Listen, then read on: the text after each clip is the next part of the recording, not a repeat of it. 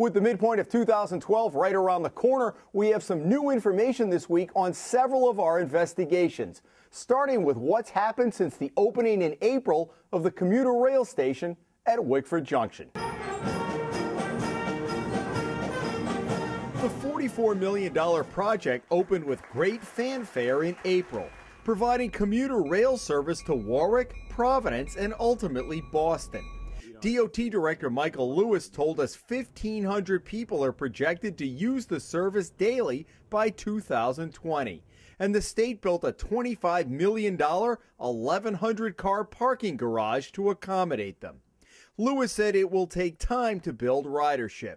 Meanwhile, the state is paying more than $56,000 a month to have a private company operate the garage, banking on parking revenues to eventually offset those costs. DOT tells us the average daily ridership for June was 139 people, up from the 119 riders in May, a 17% increase.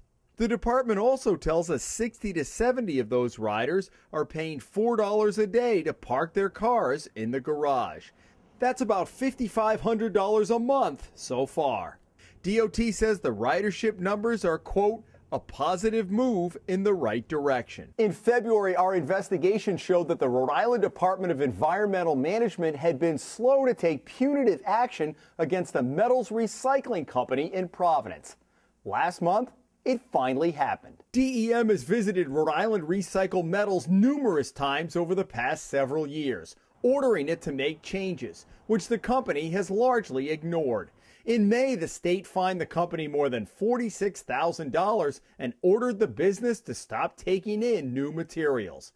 It also ordered the company, within 60 days, to remove all scrap metal, engines, and vehicles, and to start dismantling the Russian sub, which is what Rhode Island Recycled Metals said it initially planned to do in 2009 when it got a permit from the state.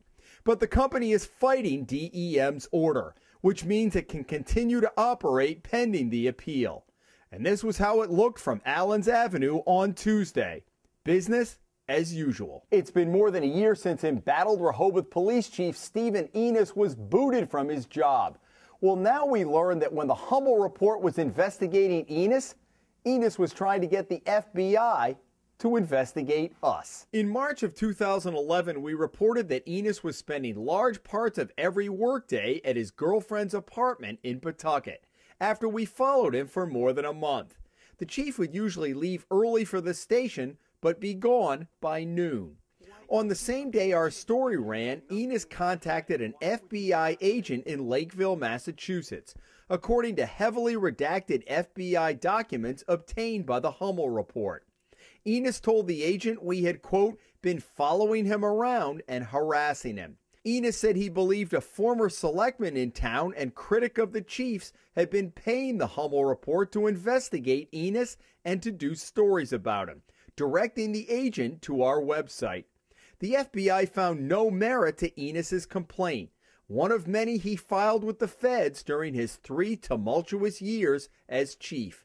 We've also learned Enos, who applied to be chief in Port St. Lucie, Florida, didn't make the cut of finalists. In March, we heard from an Exeter man who discovered that his Easy Pass transponder had extra charges on it, and he wanted to know why.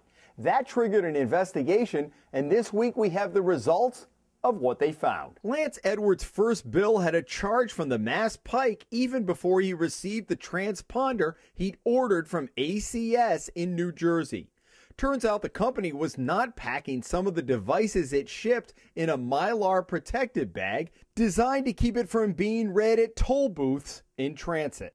And it turns out Edwards wasn't alone. Rhode Island Bridge and Turnpike Authority Chairman David Darlington ordered all of its transponder accounts reviewed, finding that 526 had been improperly charged, a total of $2,430. That's an average of $4.61 per account, all of which has been refunded.